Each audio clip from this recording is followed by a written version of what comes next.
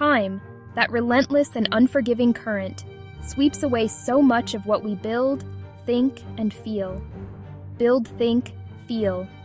It turns empires to dust, philosophies to footnotes, and vibrant cultures to museum exhibits.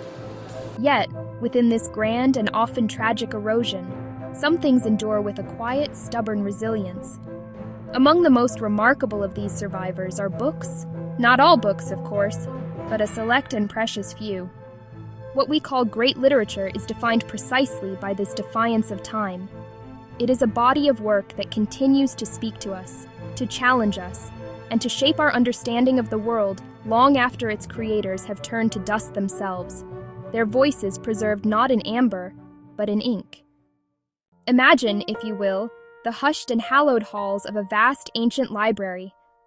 Perhaps the Bodleian, or the Library of Trinity College, Dublin. Sunlight, thick with dancing motes of dust, slants through a high-arched window illuminating rows upon rows of leather-bound spines. A scholar, her fingers tracing the faded gold leaf on a cover, gently opens a volume from the 17th century. The pages, yellowed and fragile, release a faint, dry scent of paper and time.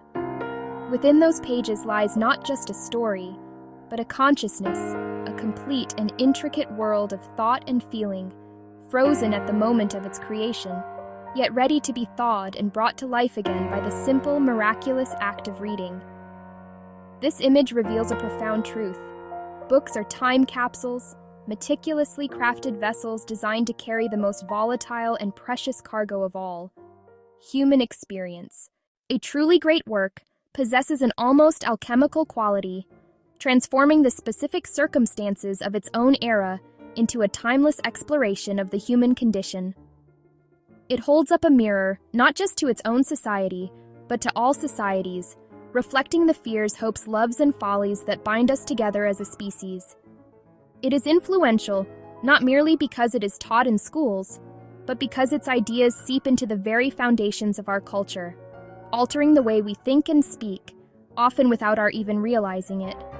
These books become part of the intellectual and emotional landscape we inhabit. To engage with such a work is to do more than simply follow a plot or admire clever phrasing. It is to enter into a dialogue with a mind from another age, to test our own beliefs against its provocations. These are the books that refuse to become relics. They remain living, breathing entities, their hearts still beating with the essential questions of what it means to be alive. They are the unextinguished flames that we pass from one generation to the next, not merely as artifacts of the past, but as beacons to illuminate the path ahead, reminding us of where we have been and challenging us to consider where we are going. So what are the specific qualities that bestow this remarkable longevity upon a piece of writing? What separates the enduring classic from the forgotten bestseller? While no single formula exists, we can identify a constellation of at least 5 essential qualities that consistently appear in literature that survives the test of time. The first, and perhaps most fundamental, is the masterful use of language. Great writers are not merely storytellers, they are artisans of the word. They command a deep understanding of rhythm, sound, imagery, crafting sentences that resonate with a power that transcends their literal meaning. The second pillar is a profound moral complexity. Great literature seldom offers easy answers or simple dichotomies of good and evil. It plunges the reader into the messy, ambiguous, and often contradictory nature of human morality. It presents characters with impossible choices, forcing them to navigate a world where virtue and vice are tangled together. Think of the tormented conscience of Dostoevsky's Raskolnikov's Sophocles' tragic Oedipus. These works do not provide us with a neat moral compass. Rather, they compel us to confront the difficult questions for ourselves. Third is the quality of universality. While a great book is rooted in a specific time and place, its central concerns must speak to universal human experience. Love and loss, courage and fear, quest for identity, struggle with mortality, corrupting nature of power. A fourth pillar is formal and structural artistry. The way a story is told is often just as important as the story itself. Great authors are innovators, employing structure, form, narrative voice as active tools to shape the reader's experience. Virginia Woolf's fragmented stream of consciousness, Mrs. Dalloway, Emily Bronte's intricate nested timelines in Wuthering Heights. This structural ingenuity elevates the work from a simple tale to a complex piece of art. This craftsmanship invites and sustains close analysis, revealing new intricacies with each reading. Finally, we must consider the pillar of influence. A book's greatness can be measured by the ripple effect it has on the culture that follows.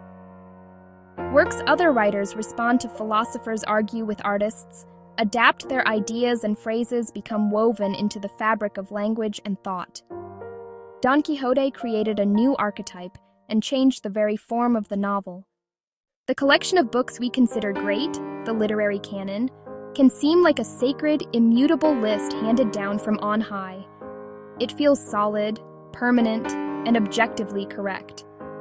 However, the reality is far more human, more complex, and, it must be said, more arbitrary. The formation of a canon is not a purely meritocratic process. It is a long, slow, and often contentious negotiation shaped by a host of powerful social forces. Far from being a natural selection of the best, it is a constructed edifice, built by specific groups of people with specific agendas, values, and, inevitably, blind spots. The question is not simply which books are great, but rather, who gets to decide? A primary force in this construction is the academic world: professors, scholars, curriculum committees. By choosing which books to include on a syllabus, they are making a powerful statement about what is worthy of study and preservation. A book that is taught generation after generation accumulates a kind of cultural capital. It becomes part of the shared intellectual furniture of the educated class. Beyond the classroom, publishers, translators, the decision to keep a book in print, to invest in a new edition with a modern introduction, or to commission a fresh translation is a significant economic and cultural act. A translation in particular can grant a book a second life, liberating it from its native language and introducing it to a vast new audience. The choices made by translators, what to bring into English from Russian or into Japanese from Spanish, profoundly shape the global literary landscape.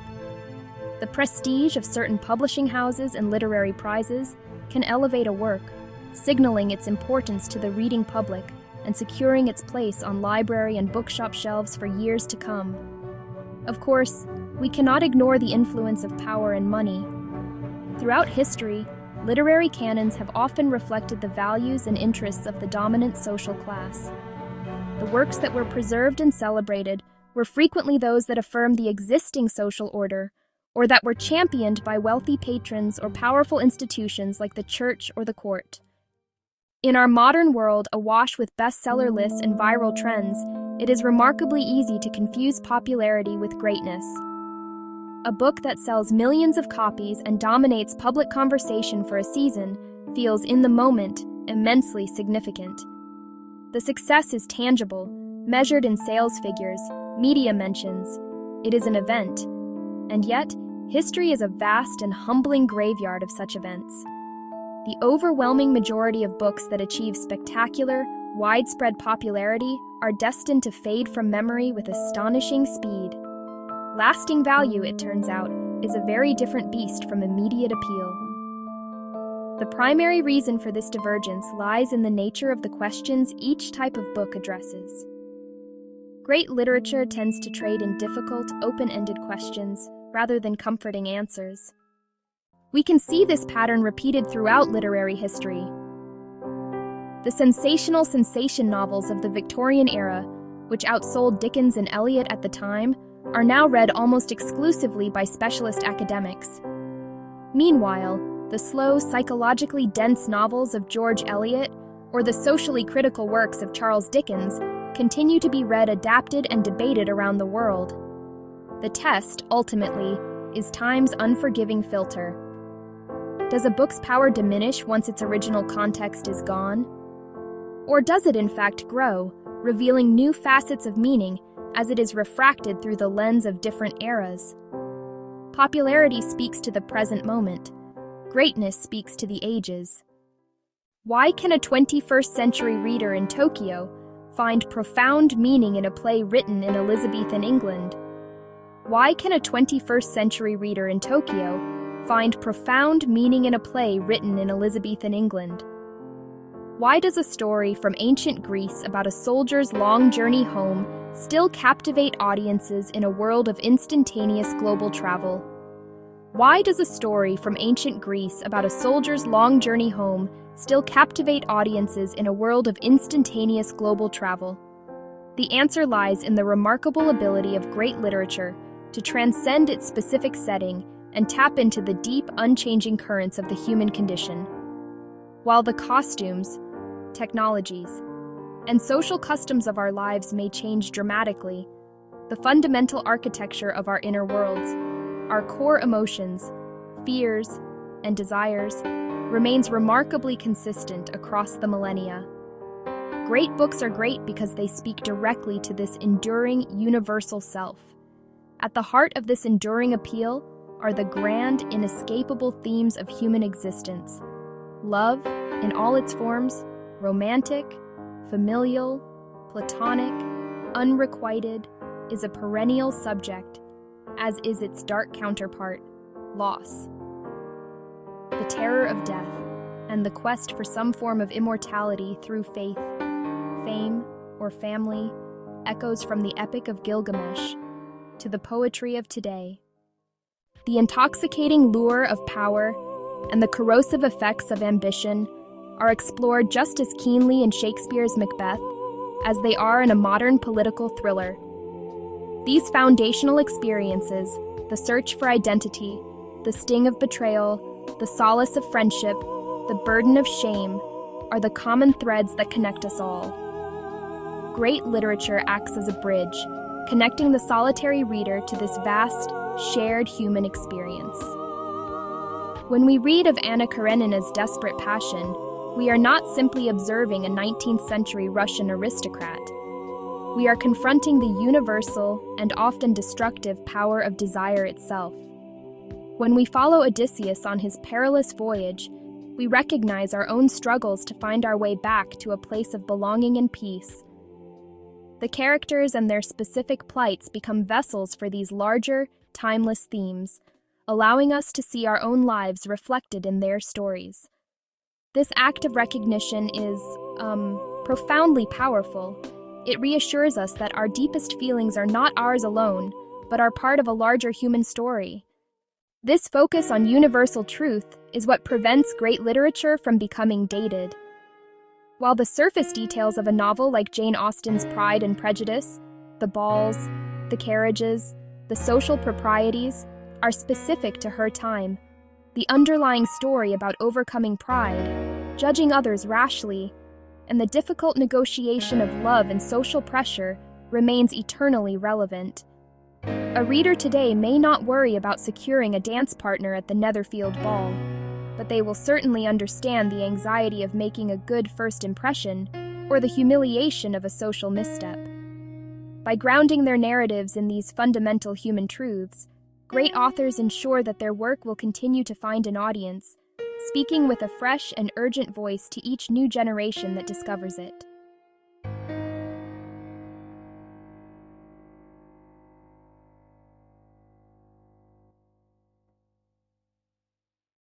If universal themes are the soul of enduring literature, then language and form are its body, the tangible, artful vessel that gives the soul its shape, its voice, and its power. That gives the soul its shape, its voice, and its power, its shape, its voice, its power. A great idea or a profound emotion is not enough. It must be expressed with such skill and precision that it becomes inseparable from the words used to convey it. The craft of writing is not mere decoration. It is the very mechanism through which meaning is created, deepened, and made memorable. Created, deepened, made memorable. A great writer does not simply tell you that a character is sad. They construct a sentence, a paragraph, a chapter that allows you to inhabit the landscape of that sadness yourself. Language is the primary tool. Great writers demonstrate an extraordinary sensitivity to the music and texture of words. They employ metaphor and simile not as simple comparisons, but as cognitive leaps that forge new connections in the reader's mind, illuminating a familiar concept in a startlingly new light. Think of Shakespeare's description of sleep as the death of each day's life, sore labor's bath, balm of hurt minds. This is not just a pretty phrase. It is a complex, multi-layered exploration of what sleep is and what it does for us. The writer's voice, the distinct personality and tone that emerges from their prose, is another crucial element. Equally important is the structure or form of the work. The way an author chooses to organize their material, the sequence of events, the shifts in perspective, the use of chapters, stanzas, or acts, is a fundamental part of the artistic statement. Sequence of events, shifts in perspective, chapters, stanzas, acts. A novel like William Faulkner's The Sound and the Fury, which tells its story through the fractured consciousness of several different characters, uses its disorienting structure to communicate the theme of decay and moral collapse more powerfully than any straightforward narrative ever could. The form is not a container for the meaning. The form is part of the meaning. Symbolism, too, plays a vital role in elevating a work. In great literature, objects, characters, and events are often imbued with a significance that extends beyond their literal function in the plot. The green light at the end of Daisy's dock in The Great Gatsby is not just a light.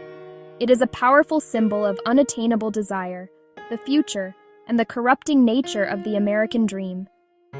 These symbols work on a subconscious level, enriching the text with layers of meaning that may not be immediately apparent, but which contribute to its lasting resonance. It is this masterful fusion of theme, language, and structure that transforms a simple story into a work of art that can be endlessly revisited and reinterpreted. Theme, language, structure. Yes. While some books are cherished for the comfort and escape they provide, the literature that truly endures often does so for the opposite reason. It challenges us. It refuses to flatter our preconceptions or soothe our anxieties. Instead, it confronts us with difficult truths, moral ambiguities, unsettling questions that linger long after the final page is turned.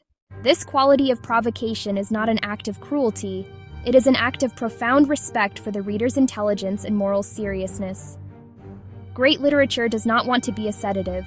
It wants to be a stimulant, waking us up to the complexities of the world and of ourselves. One of the primary ways it achieves this is by embracing moral ambiguity. In the real world, decisions are rarely simple, and good people are capable of doing terrible things. Great books reflect this messy reality. They present us with protagonists who are deeply flawed, like the monstrous yet pitiable Humbert Humbert in Nabokov's Lolita, or situations where any available choice will lead to some form of harm, like Sophie's horrifying choice. These works deny us the easy satisfaction of siding with a clear hero against a clear villain. Instead, they force us into a space of moral uncertainty, compelling us to weigh competing values, to grapple with the unsettling idea that virtue and vice are not always easily distinguishable. This challenge extends to the intellectual realm as well. George Orwell's 1984 is not just a thrilling story about a dystopian future. It is a searing and deeply uncomfortable critique of totalitarian thought propaganda and the manipulation of language that remains acutely relevant today. Reading such a book is not a passive act. It demands that we critically examine our own societies and our own complicity in the systems of power that surround us. It holds up a mirror that reflects not a flattering image, but a disquieting one, prompting self-reflection and potentially change. Ultimately, this process of being challenged is what makes reading great literature such a transformative experience. It is not always pleasant, but it is always enlarging. By forcing us to confront difficult ideas, to sit with discomfort, and to navigate complex moral landscapes without a simple map, these books expand our capacity for empathy and critical thought.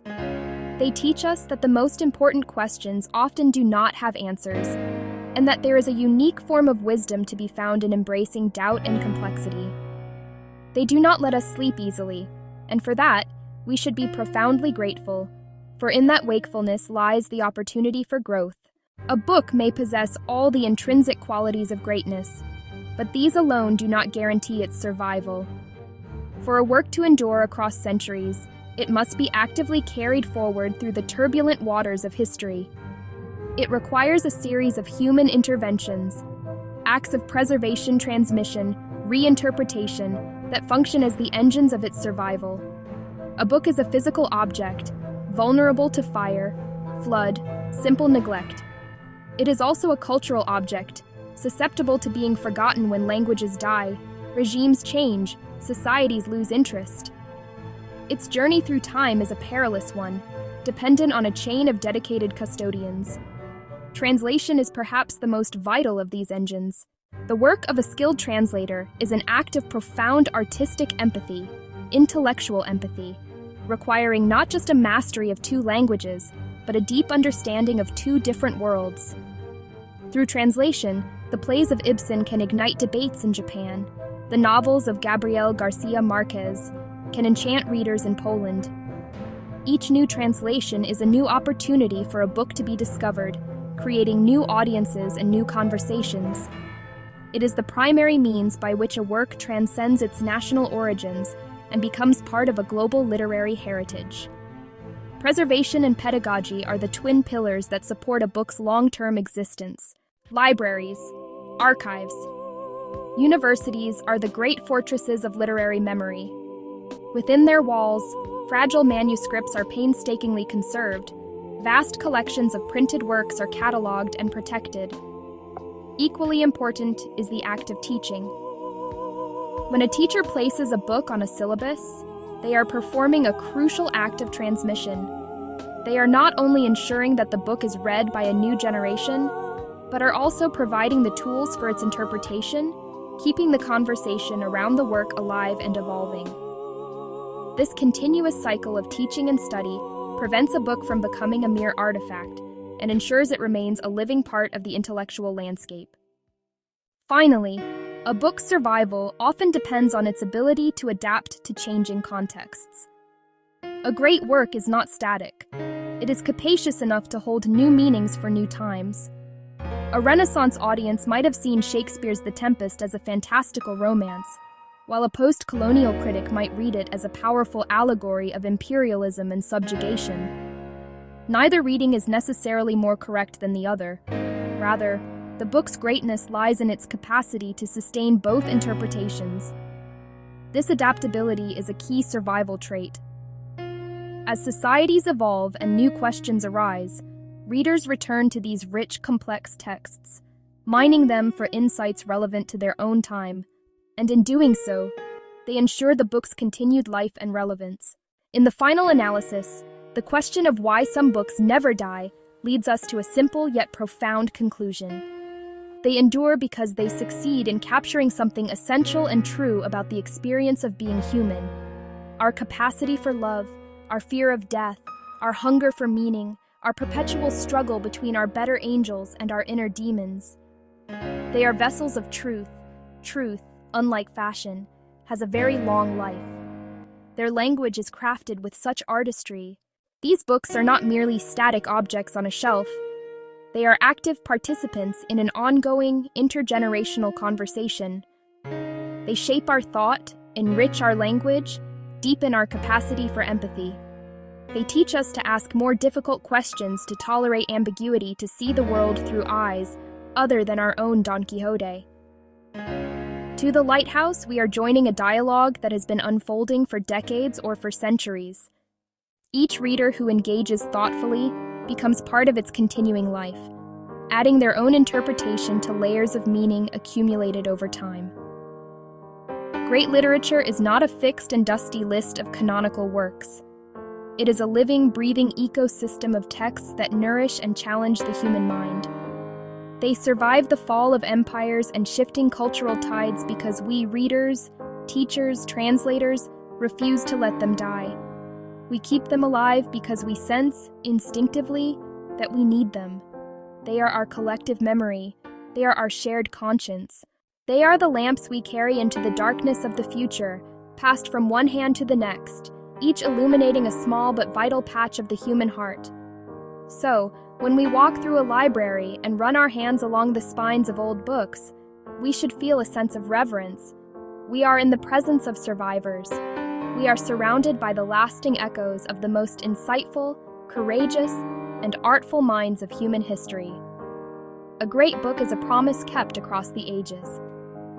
As long as there are people to read, the deepest truths of our shared experience will never be lost. They will remain, patiently waiting to speak to anyone who is willing to listen.